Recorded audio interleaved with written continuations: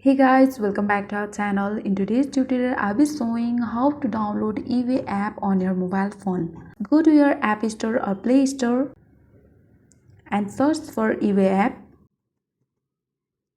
When you find it, tap on install.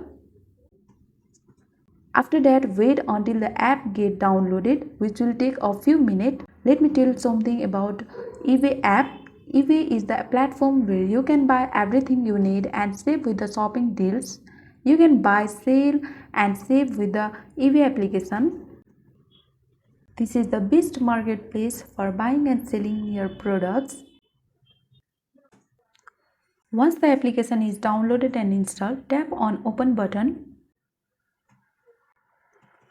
Allow the necessary permissions for the application and then get started. Follow the steps for the sign up of a new account or log into your existing account.